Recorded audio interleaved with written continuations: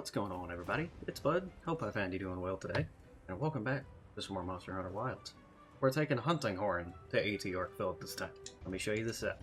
We have 4 levels of handicraft on the horn because this horn only has blue sharpness. The reason I'm using this one is because it has attack up L, defense up L, and sonic barrier. Sonic barrier is very nice. It's essentially like one hit of a guaranteed divine blessing, but you do have to keep replaying it. But you're a hunting horn. You get to put down bubbles all the frickin' time.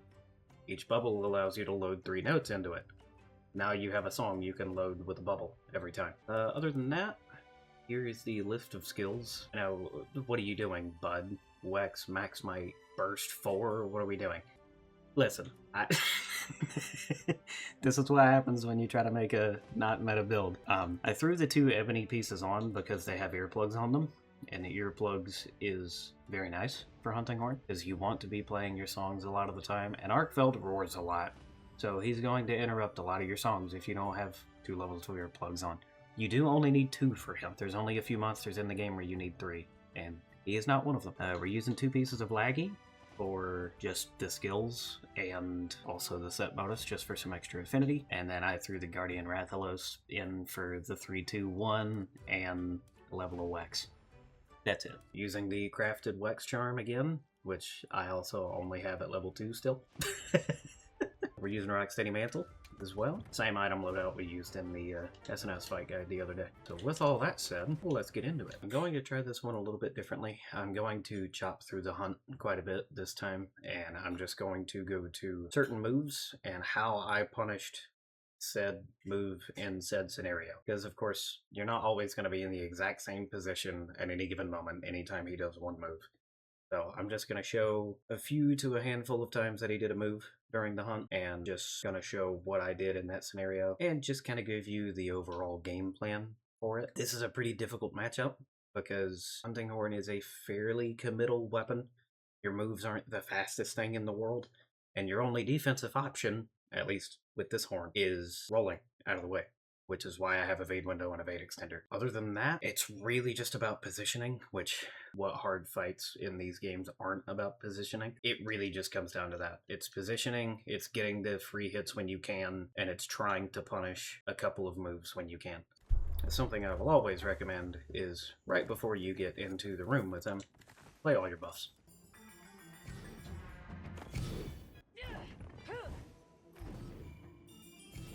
Okay, all buffed up and ready to go.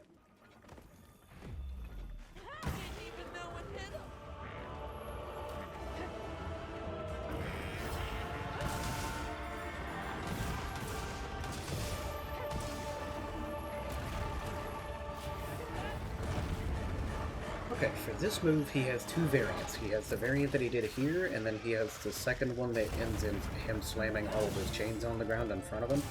Literally just dodge behind him on all of them and you'll be fine.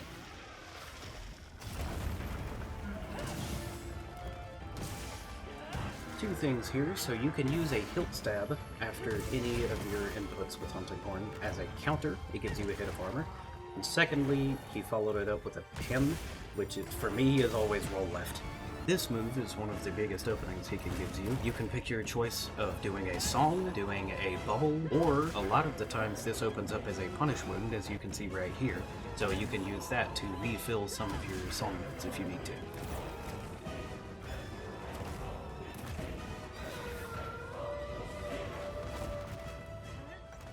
I'm gonna leave this little stretch in right here because every single one of these moves you can't really punish with a Hunting Horn. So you can see I got lucky and hit that overhead, but it's because he did a move that didn't knock me out of my animation. So your attacks are just too slow when he starts the next move too fast for you. And then immediately follows it up with that chain slam that we love. I'm going to show you another stretch of moves that you just kind of have to sit around and wait for.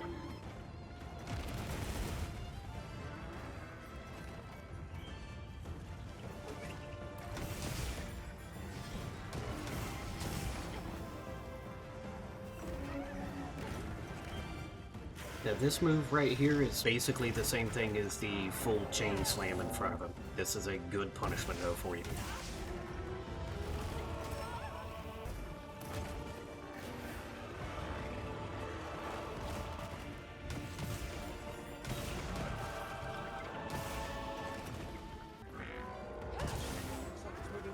area.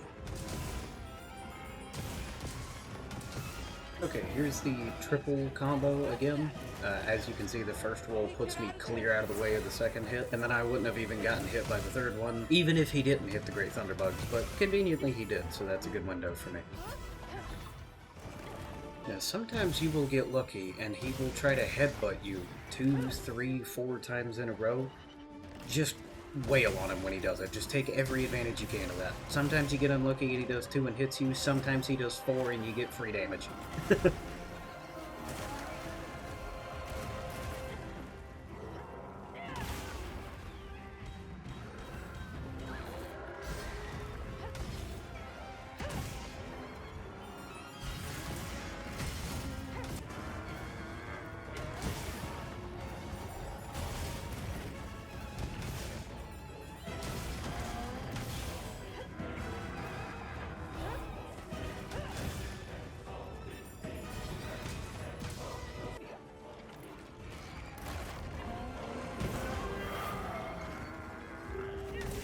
Also, now that he is in Guardian form, he has 3 extra moves. You just saw the big, I call it the Beyblade, where he just spins at you. He'll always follow it up with the 4 beams across the ground. If rope crystals are there, they will blow up. Good luck!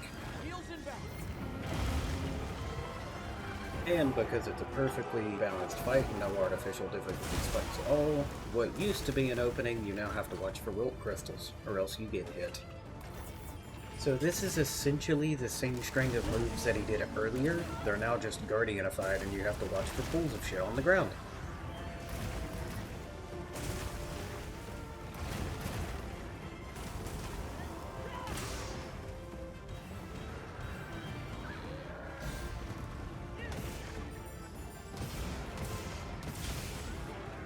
Sometimes you get into a situation like this where the tail stab can actually be a punish window if he targets your Palico instead of you.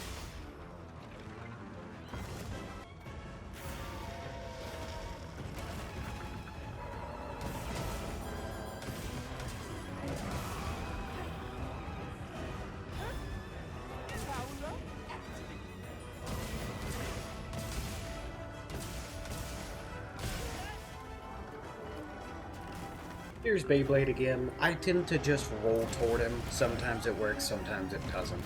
You'll have to try it yourself, I guess.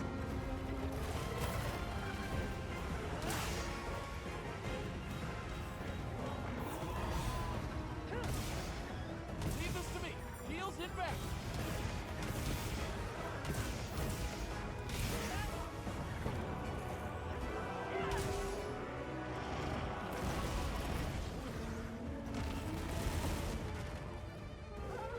Now, I'm not sure if there's a minimum range on his Guardian Nova, but it seems in this instance there was, so if you're really close to him, you don't have to dive it.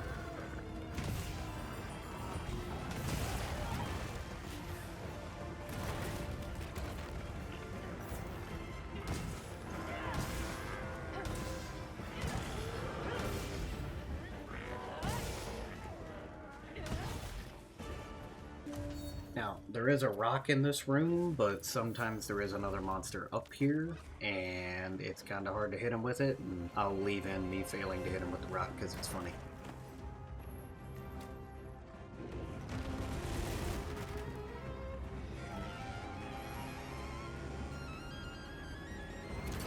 I know I was trying to hit him with the rock, but this is also a prime example of a moment where you just have to walk around and wait for him to give you an opening.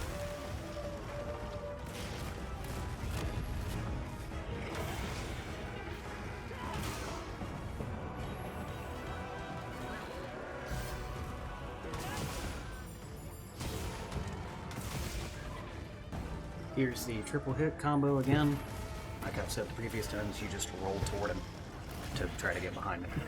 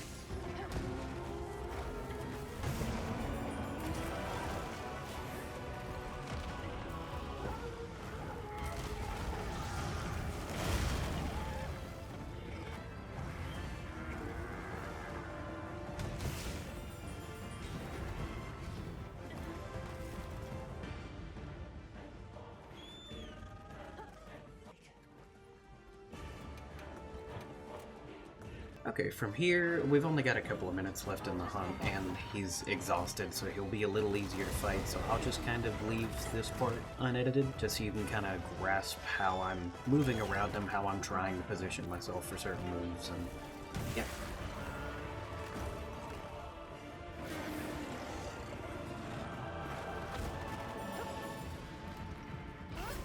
The monster's exhausted.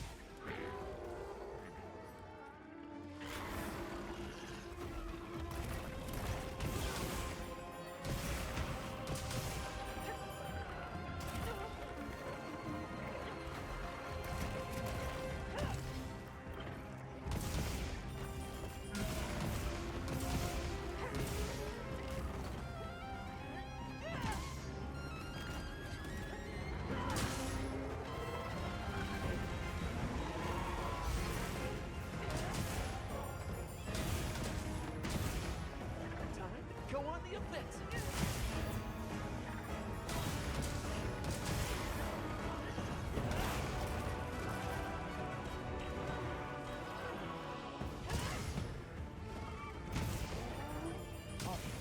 Time to get serious.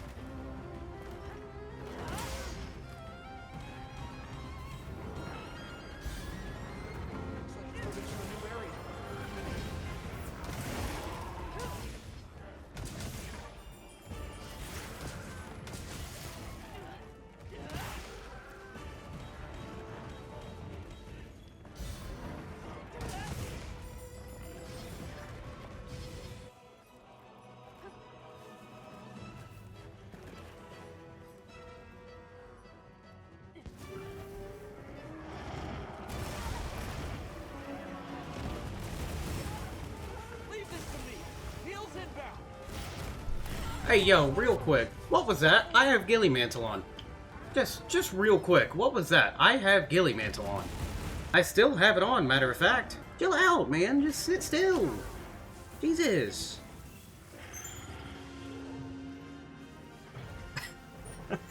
Lord of mercy. There we go. Hello again. I had Ghillie Mantle on right there. Why did he target me? Like, I understand I went and hugged him. I have Ghillie Mantle on. Do the Arch-Tempereds just not care? Maybe. I don't know. Hopefully that was helpful. If you are a Hunting Horn main and you want to fight the thing with a Hunting Horn solo. Very weird fight. I mean, as you saw, it was a lot of me just kind of running around at the neutral, what I call neutral. When I say neutral, I mean like not in range of his headbutt. You're a little bit away from him. That's kind of what I consider neutral. That's a fighting game term, but it's just a lot of walking around at neutral, waiting for him to do some big committal move. That way you can commit to your moves, because in the times that he doesn't commit to those, you get 1, maybe 2 hits of just stationary left swing or right swing, and that's it. You have to wait for him to commit to something before you can commit to something. Which makes sense, I guess. Hopefully that helps. I'll quit rambling. But thanks for hanging out. We'll see you in the next one.